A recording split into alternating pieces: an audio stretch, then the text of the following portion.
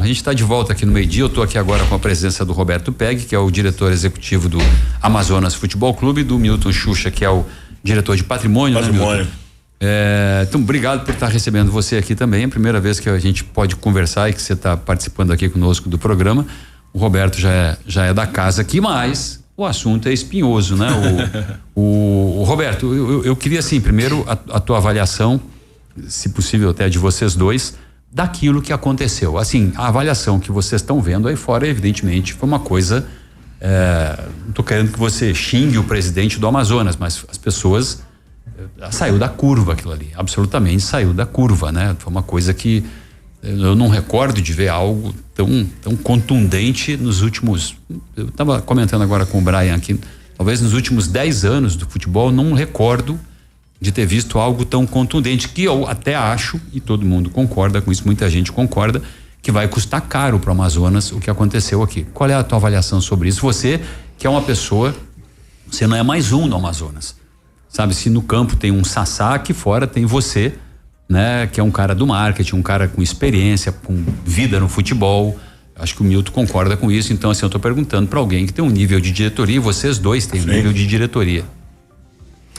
Bom, primeiramente, o que eu posso falar sobre o que ocorreu do ponto de vista de operação e plano de segurança, né? Então, eu acho que o primeiro fator que precisa ser revisado urgentemente é aquela área que a gente chama de zona mista e boca do túnel da arena. Ali não pode permanecer ninguém, aquilo é uma gestão da própria Federação Amazonense e também da CBF. Não é a CBF só que era um jogo de brasileiro. A CBF, ela realiza a competição. A Federação Amazonense, ela tem a responsabilidade de ajudar na execução da competição aqui e presta serviço nisso daí. Então, o que acontece? Por algum momento, final de jogo, né, você tem uma certa influência de algumas pessoas que conseguem acessar um pouco mais o estádio, né? E isso daí, obviamente, precisa ser revisado, né? Quem pode ter acesso ao estádio, independente de quem seja, ao estádio diz aquele ponto ali, né? Aquele ponto a gente considera um ponto de competição, né? É um campo. Então ali tá no campo, né? É por isso que no jogo existe um delegado de partida, porque o delegado de partida coordena e organiza tudo aquilo ali. Então aquilo ali foi uma falha de segurança, onde obviamente que eu me incluo, porque eu sou o coordenador geral da operação do jogo, então eu sou obrigado a pensar tudo que pode acontecer no jogo, né? Tanto que do ponto de vista de torcedor, de torcida, a gente teve 0 ocorrência na parte interna do estádio, fora sempre tem uma confusão ou outra, mas quando o torcedor ele passou pelo portão, a gente tinha alambrados dividindo as torcidas. Então a gente teve ocorrência 0, qualquer tipo de tumulto, qualquer tipo de invasão no campo, sobre isso daí. O que acontece? Eu não vou detalhar os fatos em si, mas eu acho que... Os fatos estão aí até, as pessoas viram. Eu não preciso entrar nesse mérito, até porque eu acho que isso daí é o seguinte, o árbitro já relatou. No momento que ele relatou, isso virou uma situação que vai ser tratada em nível de Tribunal de Justiça Desportivo, né? É uma punição pesada aí para o Amazonas. Também tem algumas defesas que você pode utilizar nisso daí para minimizar, mas nesse momento o Amazonas institucionalmente ele vai aguardar o que vai ser deferido e julgado dentro em nível de tribunal. O que nós podemos fazer para frente? Corrigir para que isso nunca mais aconteça do ponto de vista de segurança, ou seja, é algo que a operação do jogo, ou seja, o mandante ele opera o jogo, então quem manda o jogo, ele manda, só não manda no quadrado do campo e na zona mista, então a gente manda no restante. Então quem está operando tem que sim chegar com a federação, chegar com a CBF e dizer o seguinte, o que nós podemos fazer para que essa área realmente se torne restrita? É uma pulseira para quem pode acessar o campo? É uma relação? Quem dá o comando de quem pode ficar ou não à beira do campo? Porque se tivesse essa restrição, muito provavelmente, independente de qualquer coisa, o fato não teria ocorrido. E mais uma vez eu volto, eu acho que isso é algo que a operação, que eu coordeno a operação no dia do jogo, junto com a federação, poderiam ter conversado e tentado antever isso. Porque o empurra-empurra no jogo de futebol, ele é natural. O xingamento, ele faz parte da cultura, né? Torcedor xingar, dirigente xingar árbitro e tudo, As vias de fato que hoje, quando você percebe que as vias de fato, ela entre os jogadores, quando eles discutem, eles simplesmente colocam um empurra no peito do outro e tudo. Quando você transcende isso, aí se torna algo que realmente você diz assim, não, a gente tem que cuidar para que isso não ocorra mais do ponto de vista de segurança, né? Institucionalmente, juridicamente, os advogados, o Tribunal de Justiça Desportiva vai avaliar o que vai ser feito. Mas que nós precisamos corrigir já para o próximo jogo e realmente o cuidado de que isso não ocorra mais, né? Eu queria falar com o Milton. Milton, você acha que, repetindo aqui para quem está nos ouvindo no rádio, Roberto Pegg é o diretor executivo do Amazonas Futebol Clube, o Milton Xuxa é o diretor de patrimônio. Sim. É um patrimônio intangível, mas é um patrimônio do clube. A imagem que o Amazonas deixa, a imagem que tem e vem fazendo uma boa campanha, tem uma ascensão meteórica também aí no futebol. Isso tudo fica arranhado, não fica com o que aconteceu ali. É um prejuízo, até porque vocês vão enfrentar o Paysandu lá em Belém, já vai ser um clima que não vai ser normal, né? Com certeza. O futebol tem dessas coisas, né? A gente pode ir do céu ao inferno em 45 ou 90 minutos. O Peru foi ontem, aos 45 minutos tomou aos 45 minutos. Mas quem está vivendo futebol, quem vive futebol, sabe que essas coisas podem acontecer. O negócio agora é a gente tentar reverter essa situação, tendo a vitória do Amazonas, para que isso tudo possa ser esquecido e o povo amazonense possa voltar a torcer e vibrar com essa ascensão do Amazonas. Eu lhe fiz uma pergunta antes de começar o programa e vou lhe repetir a pergunta agora, que o Amazonas, perguntar objetivamente, o Amazonas ganha do Volta Redonda? O Amazonas, ele tomou a decisão de fazer uma mudança no comando, e se nós estivéssemos coniventes com os resultados, ou que é isso mesmo, a gente não vai avançar, a gente não teria feito nenhum esforço de fazer uma mudança. E quando a gente já muda acreditando que vai ser para bem melhor, porque nós precisamos ganhar, né, pelo menos 3 partidas das 4 que tem, e eu não tenho como não acreditar no sucesso do Amazonas nos próximos jogos, independente de onde ele vai jogar, se em casa ou fora. O Amazonas, ele tem que fazer o dever, né, compensar essas 2 partidas, e ele precisa ganhar, né? Nem se eu acredito ou não. O que eu te digo assim, tem que ganhar. Ele precisa ganhar, senão o campeonato vai ficando cada vez mais difícil, né? E o objetivo, que é o acesso ou até uma possível final, fica mais distante. O que tem nos ajudado são os resultados dentro do nosso grupo. Então, assim, 2 rodadas depois, nenhum clube está com 6 pontos. Então a gente tem 4, 3 com 4. 4, 3 e 0, e quem está com 3 joga com a gente sábado. Então isso quer dizer o quê? Se ganhar sábado já iguala com 3, dependendo de saldo de gols, a gente pode ficar até em terceiro lugar, e aí os 2 que estão com 4 vão se enfrentar, então alguém vai perder ponto. Se empatarem, né? O Amazonas vai para primeiro até. Não. Aí vai com os 2 com 5. Ficariam 2 com 5 e 2 com 3 pontos. E aí confrontos diretos, até porque com nenhuma equipe a gente jogou 2 vezes. Sim. Teremos confronto direto ainda. Se eu perdi pro Botafogo fora de casa, eu posso ganhar no último jogo. Se eu perdi pro Paysandu aqui, eu posso empatar ou ganhar lá. Eu ganhando do Volta Redonda, eu sou obrigado a ganhar também do Volta Redonda na ida, porque senão eu tô fora do campeonato. Então não tem como a gente não ter o sentimento de que precisamos ganhar. Não é só um desejo, é uma necessidade de ganhar. Deixa eu lhe perguntar, voltando ali ao problema, né, do sábado, o presidente lá e o Frank, né, parece que é o outro, eles não tem como eles viajarem para os outros jogos, o pessoal vai esperar eles lá fora. Eu inclusive vi não sei se vocês viram, né, no Twitter, o Liberal, o jornal Liberal, acho que a rede do Liberal colocou que o diretor de segurança disse que vocês seriam recebidos com a mesma cordialidade. Claro que foi uma ironia explícita ali. Explícita. Na verdade, assim, nesse momento vale tudo, né, Jefferson? Então a forma que o adversário vai ter para nos desestabilizar, intimidar emocionalmente, a gente viajar amedrontado, eles vão tentar de tudo. Então, assim, não vai ser um jogo fácil, né? Mas da mesma forma como eles têm uma equipe de segurança, o Amazonas também tem. E a gente não vai levando para fazer um jogo de segurança. Não vem, mas a gente monta um plano de segurança para a equipe também, E as forças policiais, e junto com a Federação Paraense de Futebol, têm a obrigação de manter também o nosso time seguro. Então, eu não estou tão preocupado com relação a isso. Eu fico preocupado mais com o impacto emocional da nossa equipe com relação a essa questão das viagens, né? A presença de torcedores que às vezes vêm e se exaltam e ameaçam e tudo. Hoje já existe uma legislação bem, vamos dizer o seguinte, bem mais avançada com relação a esse tipo de ataques em redes sociais. Também e a gente também está cuidando sobre isso, né? Então, o ponto de partida é que, assim, nesse momento, o adversário, que muito provavelmente, dependendo do resultado dele, o jogo deles contra a gente vai ser o jogo de acesso deles, e aí se torna realmente algo mais difícil, porque nós podemos tirar o acesso deles, ou eles podem, de repente, estar subindo num jogo contra o Amazonas, lá em Belém, e eles vão fazer de tudo para desestabilizar, pegar qualquer fato que seja o mínimo possível, né? Por mais grave que seja, eles vão utilizar isso para potencializar ao máximo para tentar desestabilizar.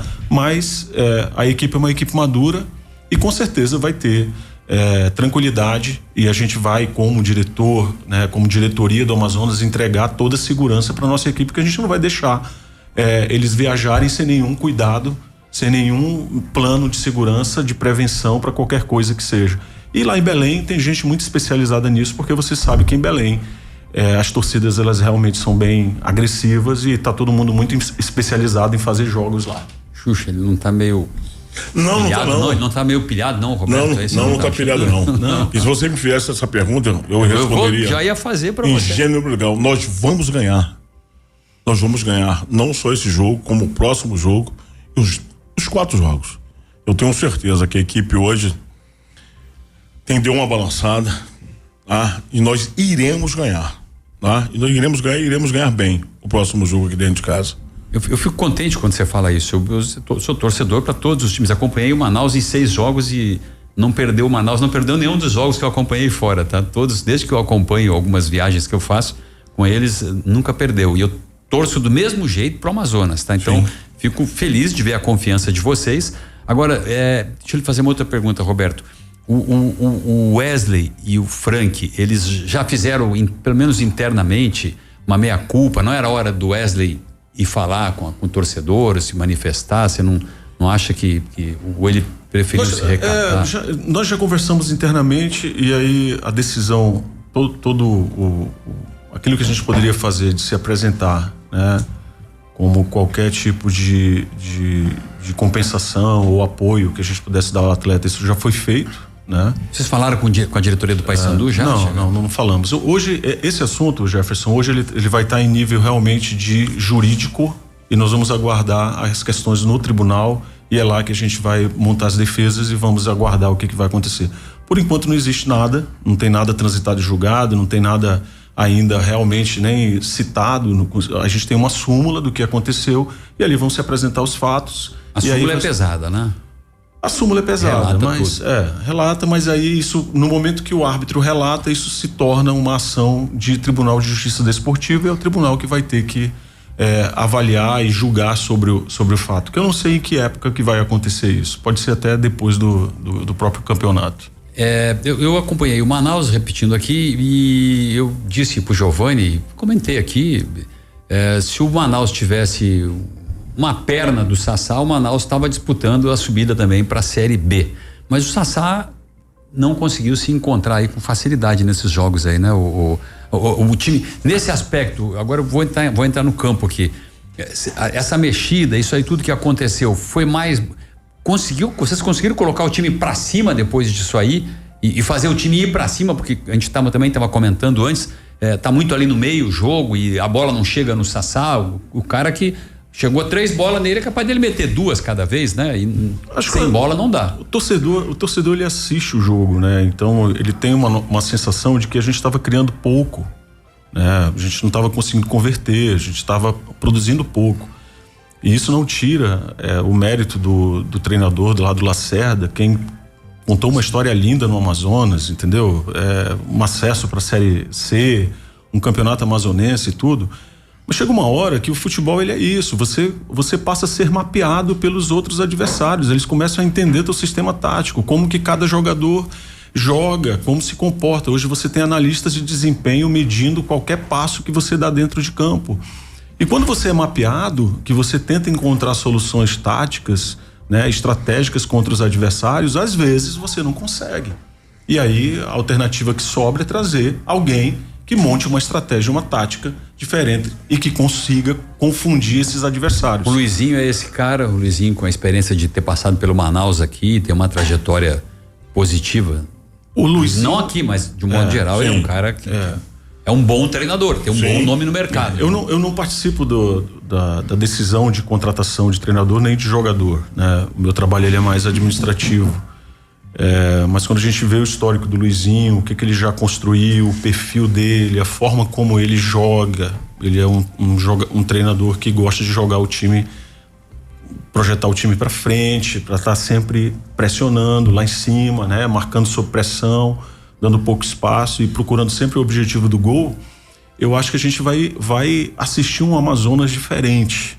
Eu acho que um Amazonas porque precisa, o Amazonas ele não pode entrar em campo para empatar ou para perder, ele precisa atacar, ele precisa avançar, ele precisa criar e tá olhando para a meta aonde ele vai precisar converter isso. Xuxa, o que falta aí para esse time, pro Sassá voltar a fazer gol e meter bola para dentro aí agora? O Sassá é meu filho, né? Agora não tá faltando mais nada. Eu não vou falar com relação até ao Luizinho. O Luizinho teve a bola para poder chegar ao acesso em 2020. Foi quando eles perderam para o Brusque. E ele que era o comandante.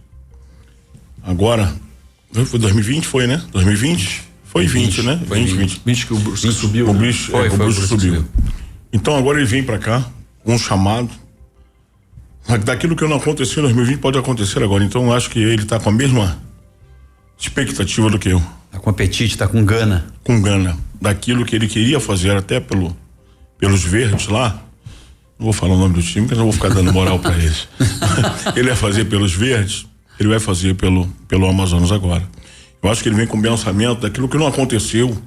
Aquela vontade que de repente os jogadores eles não tiveram. Os nossos jogadores estão com esse objetivo. Então eu tenho certeza quase que mais que absoluta. Não, tenho certeza mais que absoluta.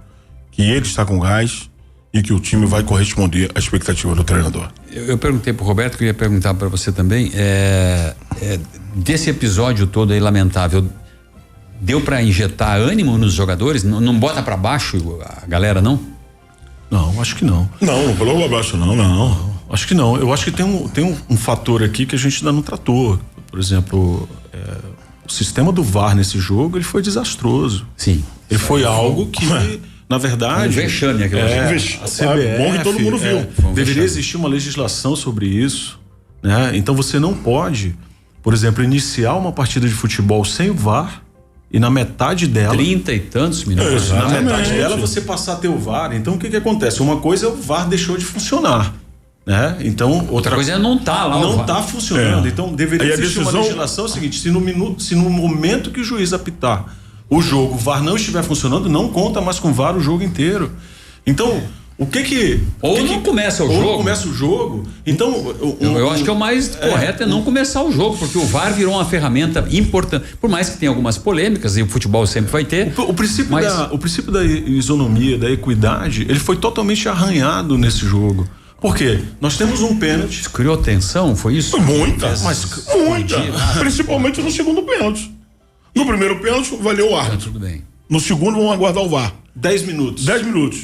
Uma linha mais de impedimento. que o VAR ontem no gol do Richarlison. Não, e outra coisa, você tem um pênalti anulado, não pelo ato do pênalti em si, mas por uma linha de impedimento. Uma linha de impedimento pelo VAR que no primeiro pênalti o bandeirinha não marcou, o árbitro não viu e o árbitro viu um pênalti. Aí o VAR, que não funcionou até os 30 e poucos minutos do primeiro tempo, que poderia ter revisado a jogada do Paysandu na questão do pênalti. Mas foi pênalti do país, aquele a favor do Eu não sei, não tinha VAR. Mas todo mundo que viu a imagem. Mas não tinha VAR, Jefferson. Você entende isso? Uhum. O que eu posso pensar, o que tu pode pensar, o que o árbitro pensou na hora, não tinha VAR pra gente dizer assim, não, o VAR disse que foi pênalti. E quando a gente analisa isso, na hora que nós, dentro de casa, fomos prejudicados, né? na nossa concepção, pela segunda vez pelo VAR, porque no primeiro jogo também sofremos um gol de pênalti questionável, que não tinha câmera oposta ao estádio para saber se o goleiro tinha realmente praticado o pênalti ou não, e pela segunda vez a gente perde uma partida no pênalti por causa do VAR. Uma vez porque não tinha, outra vez porque revisou, e o nosso adversário, quando sofreu um pênalti, não tinha VAR e valeu a decisão do campo. Então, quando você observa isso, você passa a ter... o Amazonas é um clube que ele não é de muito mimimi, tá? Poucas vezes a gente se manifestou e fez nota sobre qualquer coisa. O Amazonas é um clube que ele resolve os problemas dele em silêncio, aonde tem que resolver. Então a gente poucas vezes foi para cima de arbitragem, foi para cima de VAR e questionou qualquer outra coisa. Mas nem quando foi com tudo agora, né? Exatamente. Então o que acontece? Dentro desse processo aqui, hoje o que a gente avalia é que existe, sim, um problema crônico no futebol brasileiro relacionado à arbitragem em todas as séries, da A até a D. Sem dúvida, sem dúvida. E que o VAR que está sendo apresentado como solução em séries como C e às vezes como D, porque nas finais também entram, ele não tem uma capacidade técnica para julgar um jogo, uma qualidade técnica para julgar um jogo. E quando a gente Seria melhor não ter VAR? Seria melhor não ter VAR. Se não tivesse nesse agora, teria sido pênalti nosso. E eu poderia ter empatado o jogo? Teria empatado. Como é que estava o campeonato hoje? 2 times com 1 ponto e 2 times com 4 pontos. Parelha a coisa, né? Isso Parelho total, né? Então, assim, 10 minutos para revisar. Só o fato de revisar em 10 minutos e o árbitro em nenhum momento ir até o monitor para verificar isso e um pênalti ser anulado por um ponto de ouvido 10 minutos depois. Ponto. O que é isso? Não, nesse aspecto aí, está mais do que comprovado que o VAR, no começo, quando inventaram o VAR, eu era contra. Depois, quando o VAR começou a funcionar, aquela questão do gol que não foi gol, do impedimento milimétrico, mas que é marcado tecnicamente, vale para todo mundo. Hoje eu sou a favor do VAR.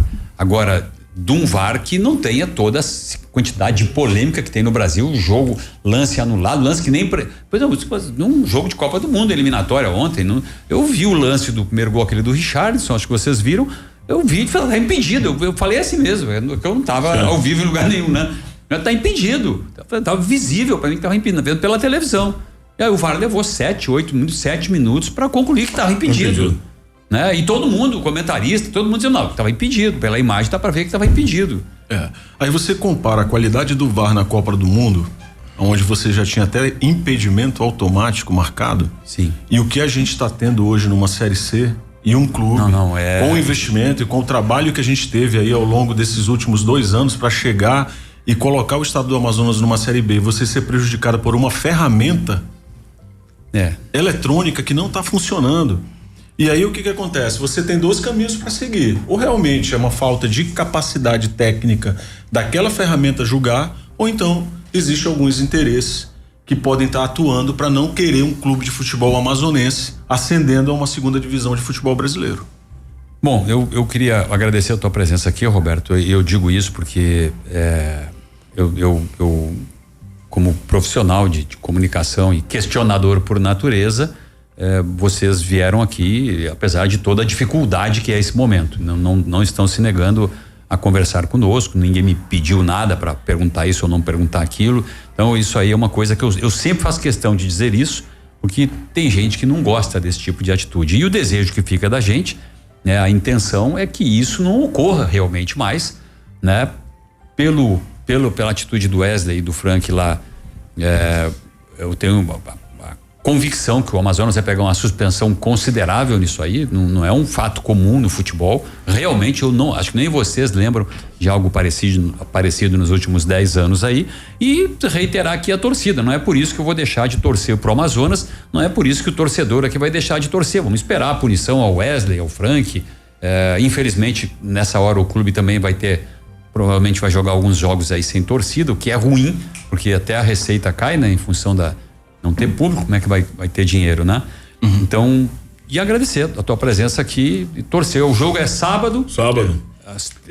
Às 3 horas? Não, 17 horas. 17 horas. 17 horas. Jefferson, só para finalizar aqui, nós tínhamos tomado uma decisão enquanto diretoria de qualquer defesa que a gente fosse fazer sobre os fatos do jogo, sendo tratados em nível jurídico. E assim, mais profundo respeito ao Jefferson Coronel. É a primeira vez que alguém do Amazonas está falando publicamente sobre esse assunto e será a última. Porque a partir de agora, tudo que a gente tiver que fazer vai ser através de defesa, como é o direito de ampla defesa daquilo que tem que ser feito no Tribunal Superior Desportivo. E aí eu aproveito aqui para chamar o torcedor. A gente ainda não está fora do campeonato, né? Então nós temos 4 jogos, vão ser 4 jogos de muita luta, de muita vitória que a gente precisa conseguir nisso daqui, e vamos trazer o torcedor. Nesse jogo de sábado, as vendas online já estão iniciadas, hoje já iniciaram, meio-dia, o Tobias já me avisou aqui, e a gente vai fazer preço único a R$20 na Arena da Amazônia, 17 horas, Amazonas e Volta Redonda. Não tem nada perdido. Eu costumo dizer o seguinte: enquanto houverem vagas, há esperança, e nesse momento existem 2. Ninguém ganhou vaga ainda, então a gente vai estar no páreo. Enquanto nós pudermos perseguir, estaremos perseguindo e lutando dentro de campo com tudo aquilo que a gente pode, trazendo um treinador novo, um sistema de ataque novo, daquilo que a gente precisa produzir para trazer esse torcedor, e esse torcedor se alegrar realmente com o time amazonense numa Série B. Aproveitar o espaço, mais uma vez, vou convocar e chamar o povo que acredita no Amazonas, o povo amazonense que quer ver um time na Série B, que compareça à Arena da Amazônia. O preço é único agora, hein? Um preço único, apenas R$20. E a gente vai lá dar força pra onça pintada. Você de qualquer clube que quer ver um time na Série B, vai lá nos dar essa força. O senhor quer, né? Quero. Então vá lá. Não, pode chamar de você. Beleza, meu amigo. Então compareça, aproveitar o espaço, que eu sei que essa comunicação é muito grande. Aquele que está me escutando, as ingressos vão começar a ser vendidos quando? Presencialmente. Presencialmente, 9 horas da manhã, na Arena da Amazônia, Portão D, no sábado. Mas online, quem quiser comprar, já está à disposição hoje. Então, bom, muito obrigado pela deferência não sabia disso, de ter dito que vocês não tinham falado, se manifestado na imprensa sobre esse assunto, e vieram aqui, não vão, entendeu, em respeito a nós. Não deixamos de perguntar nada, eu acho que seja importante, de manifestar nosso questionamento, né, Roberto? Mas eu queria agradecer profundamente. Acho que isso é fruto do trabalho que a gente faz. A gente dá voz, a gente não está aqui para fazer uma inquisição. Nós não somos promotores de justiça, delegado, juiz, para fazer um interrogatório. A gente procura fazer uma entrevista com os fatos que tem, tratando todo mundo com respeito e dando a todo mundo o direito de se manifestar, como você teve, o Amazonas tem. O Amazonas, que eu digo, futebol, né? Obrigado, Roberto. Obrigado, Milton Xuxa. Obrigado. Pela gentileza de estarem aqui. O prazer foi nosso. Fazer um intervalo, daqui a pouco a gente volta com o Richard, que eu vou para um compromisso ali, mas o meio-dia continua aqui na rede Onda Digital.